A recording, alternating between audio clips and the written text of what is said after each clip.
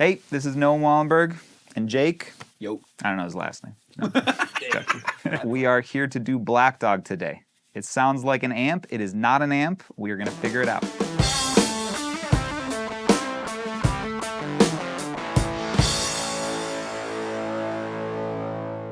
What do you know of this? I know that it's two 1176s and one is like slammed and one is not. That's kind of like That's basically it. So the idea is that rather than using an amp, they recorded a DI and then they ran it through an 1176. Okay. 1176s have something unique, which is that you can turn off the compression circuit and you can just use it as an amplifier. So it's basically like a distortion pedal in some capacity. Gotcha. It's like all the settings turn off. It's just input and output controls. Gotcha. And so one of the 1176s is being used to drive it. The other 1176 is in all buttons in mode. And so that is in itself a bizarre circuit that is like these are two different brands of abuse, of hurting people through this. It's like neither of these are the intention of this device. Right. And they figured out both ways that you can screw it up and use it in bizarre ways. So the distortion circuit, it sounds like a fuzz pedal, it's like pushing it way, way too far. The all buttons in mode also is super distorted. It causes distortion in its own way. It also the compression, all of the attack and release times don't make sense anymore, and the meters stop making sense. There's all these things that don't make sense about it, but it's really, really aggressive. So that's the combination that they did. We have a couple ideas of what we're going to do today. Okay. We're going to do that. We're going to make that. We're going to try it in the box as well. Cool. So we're going to try just recording DI and see how close we can get it just using plugins, using 1176 plugins, and see if we can tell the difference. And then the last one, in case you were wondering why we have a mountain of 1176s, is we're going to try a super analog version and see what happens if we take 1176 into 1176 into 1176 into 1176. We're just gonna stack. Nice. And the idea is maybe it sounds like garbage, and that will be cool. I'll feel good if it sounds like garbage. I'll feel good because then we know that they did it correctly. And but the possibility is that it shares the distortion in multiple stages, right? So it's any time that I'm mixing anything, this is what's happening. It's layers of distortion happening in stages that allow it to be finessed and allow you to hit this circuit at this amount and this circuit at this amount. I'm gonna take this out of the circuit to start, right?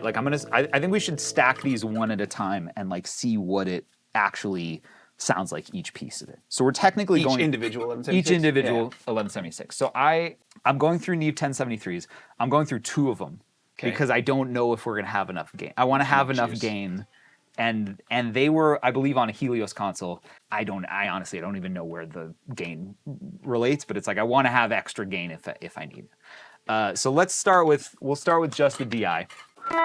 Well, there we go. So we know that works. We know that works. Let's go to 11176. Oh, which was off. Got to turn it on.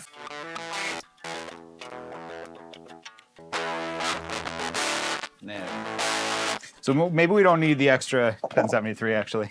Let me try without it. Yeah.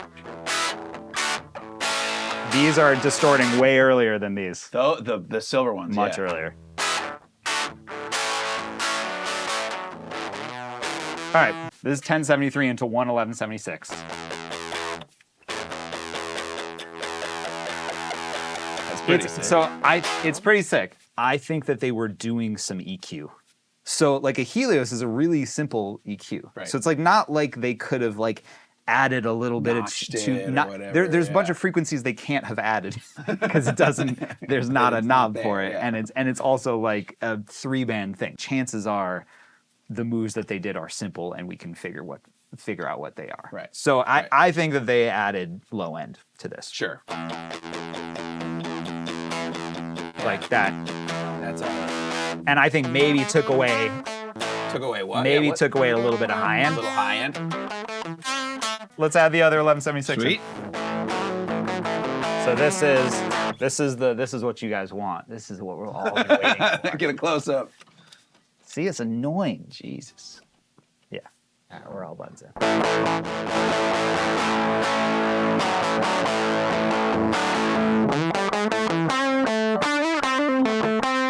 Makes such a difference. It's crazy how big of a difference. Yeah. That's like right there, pretty much. This is like what's interesting with like when you're learning this stuff and you're trying to figure out attacks and release. With something like this where it's super, super distorted and it's constant, it's like a wall of sound. And it's like the attack, it's like, what does that even mean? Because it's always compressing, right? So it's hard to conceptualize it like you might if you're thinking about like a snare drum where it's like compressor off, snare drum happens, compressor kicks in, and then but if I super fast this attack, the sound pulls away from us. So if you're playing, whoa. Yeah. Oh, cool. And now let me pull it back. Yeah, and it is this like It's a depth, front and it's a back depth thing because it thing. starts to get a little bit of the bite. I mean, it's also compressing harder when it's fast, but it's like it's not just that. There's like a little, there's like teeth to latch onto. Usually when we do this, we do a lot of listening to the original song and we do intense A-Bing and try to match EQ curves and stuff like that. Led Zeppelin is a famously litigious band, so we're gonna do it now, but we're gonna replace the audio with like YouTube travel blog music that's royalty free.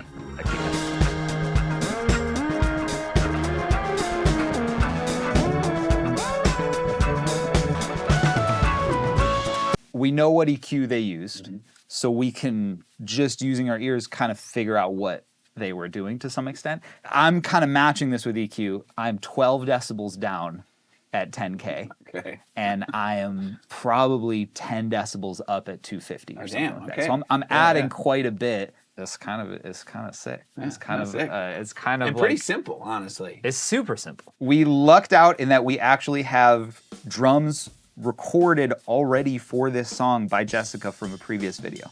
So we're gonna record on top of that. It's obviously double tracked, right? Definitely. Famously, it's double tracked. I am suspicious that it's triple tracked. Yeah. I think there's a third guitar in there. I think it's pretty quiet, but in the center, I feel like you can hear something with the bass, like something reinforcing the bass that's like more harmonically high-endy. I think it's just a third guitar going on. So we're gonna let's try. We're gonna record it and try it and see if it feels like it.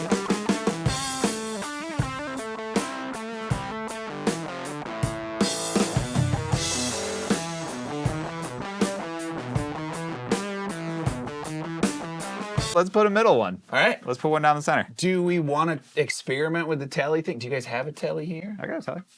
I got everything, baby. That's what I figured. I got it all. Jimmy Page often recorded with a telly, so we're trying a telly for this one. This is barely in there.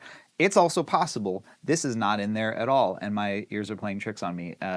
If you think I'm dead wrong, come at me in the comments. Roast my ass. I'm gonna live forever.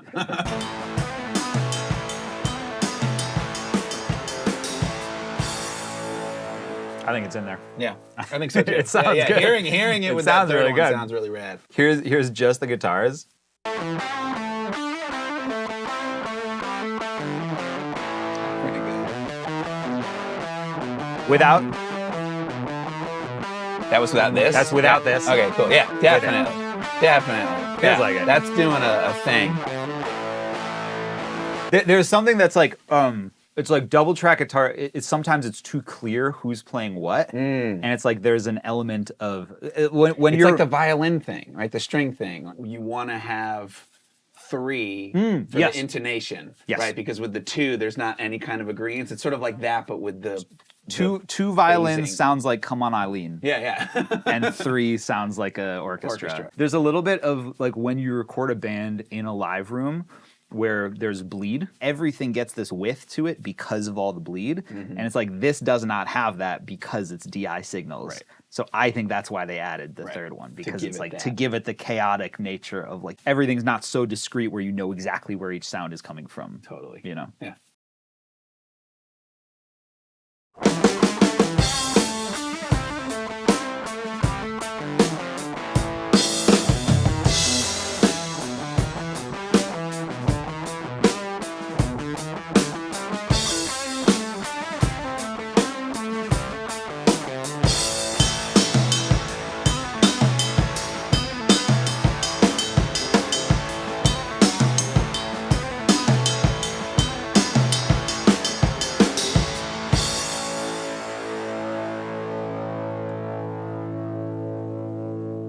So I assume that everyone watching this video has 4 vintage 1176s, but if for some reason you don't and you need to use plugins, we're gonna try to figure out if we can do it with the UAD plugins. We're gonna just pull up 2 1176s.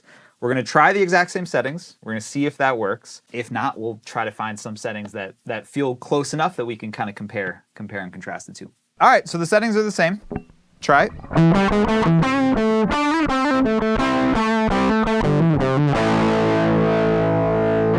It's darker. Way darker. It's bassier and darker, Way darker. for sure. Yeah. Which begs the question: is like, should we shut off our Helios at this point? We could. I think it makes more sense to just leave them the same. Mm-hmm. Or now that I'm saying this out loud, I think it makes more sense to do our best to match. Let's do that. All right. That's drastically different settings in the EQ, but like, so I'm now only down 4 decibels in the high end, and I turned off the bass circuit altogether. Oh, okay. So I'm not adding any low end, and I'm not reducing as much high end. So the source signal is much bassier and much darker. Mm-hmm.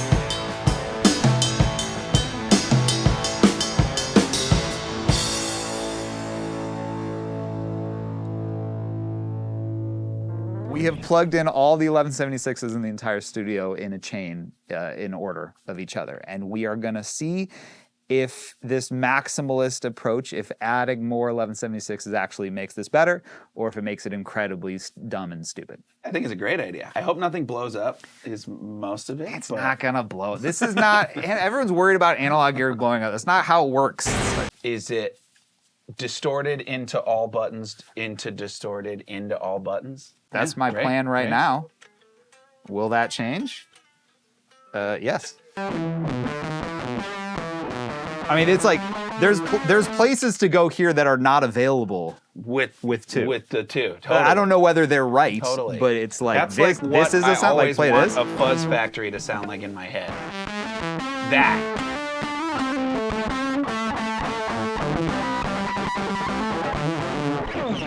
I'll go with that. I'll Go with that. We have 4 1176s. We are stacking them in series. So we're going one into another, into another, into another.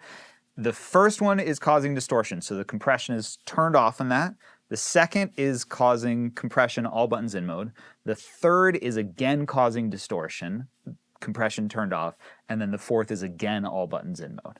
So it's like layers of distortion and layers of compression that if you have these 4 output knobs, and if you change any of them, it feels like changing the settings on a fuzz factory or something. It's like you could really dramatically shift how things feel. There's a sponginess to this that really changes how much it absorbs the impact of your notes and stuff. It's seductive what is happening right here. Like it's sucks if I'm like, yeah, I got a guitar sound. We have to get all the 1176s that we own and put them in one room to get it.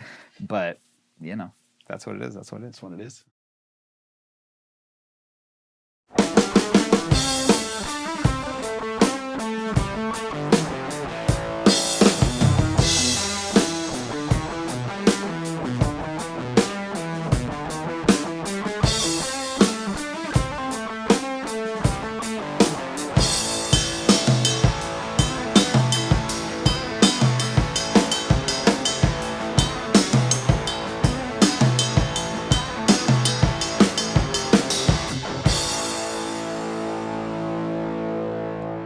We have all 3 of these performances level matched. We're going to listen to them.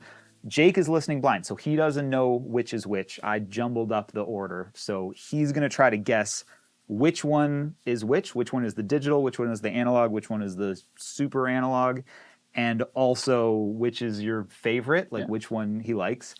You could do the same thing at home if you want. We're pause it at the end of this before we reveal the answer, and you can guess which one is which.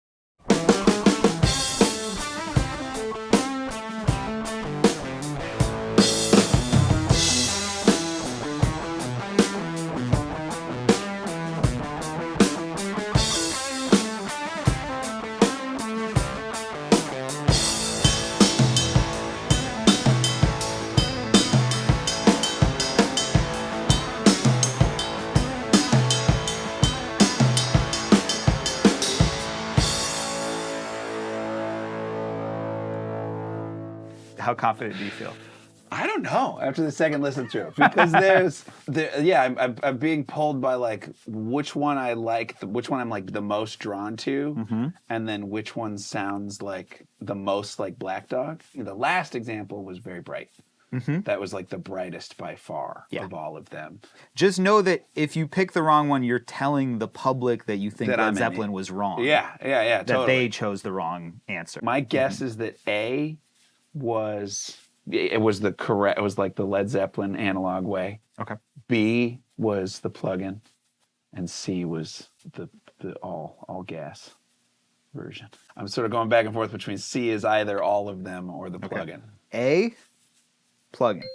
B, super analog. Okay. Oh, sick. And then C was like C, the real thing. Black Dog. Okay, C was my favorite, so that makes me happy Interesting. that my favorite was like the right one. The low end is deceptive. It's deceptive, and there's something about the all-in version, because there's so much that kind of needs to be tamed. I think that's what's confusing my ears. Of like, is this a plug-in, or is there something like weird going on under the hood? It's a more extreme thing, which is like sometimes when you're trying to get plug-in versions of distortions and stuff like that, you need to push them further than the analog. I did not do this blind, right? So this is a deeply unfair situation. But if I was making this record, I think I'm like super analog might be which it's like, it's more extreme. It's like a little more intense than all these other things. It has more low end. Totally. It's like a little rounder on the high end, which I think is again what's like throwing it a little bit. What's throwing the digital part of it. But I must say that I think the digital is fine. Yeah. It's like the differences between them, you could make them with EQ. The only thing that I will say that doesn't feel quite as good to me is the compression part of it. Yeah, is the compression, it's like a little bit more jagged. It does not absorb the compression as much, if that makes sense. Like there's something where compression where you feel it turning on and off and engaging a lot, and that I feel a little bit more of in the digital side of things. Would you say that this was a success? Yeah. Oh, definitely. In terms of an experiment? Yeah. Do we learn something? I think we learned something, and I think like the plug-in stuff being close enough doesn't necessarily need to say that like one is objectively way better than the other, right? It's more about how we think about abusing this stuff, using this stuff. Yeah, of course. This exact thing I use often. All four. Right? Not all four. But the idea of taking a compressor, taking some piece of gear that's not necessarily intended to be pushed that hard, pushing it to that point and getting this sound. I do that often. DI guitars with some piece of gear. And in most context when I'm doing that, it's not holding the entire weight of the song on its shoulders, right? And that I think is like the important thing. Black Dog is a song where the entire song lives and dies by this one guitar tone. Guitar part, this one guitar tone, it's like if it's a little off, the song, it doesn't hold together. It's like it's very, very pressured and precious, that guitar sound. There is something happening in the room that you feel, and you feel it in your fingers, and there's something energetically that happens that like this is not in a like a woo-woo spiritual way. This is like in a physical, there's just air moving and that makes you feel a certain way. Totally. And that's what you can't quite recreate in plugins. You can recreate the sounds probably. Right. Energy is like, I would argue equally as important. Yeah. And you definitely got it. When you were playing through 4:11:76, I saw a look in your eyes that you didn't have when you were playing through a plugin. Like, you got something there. Totally. So.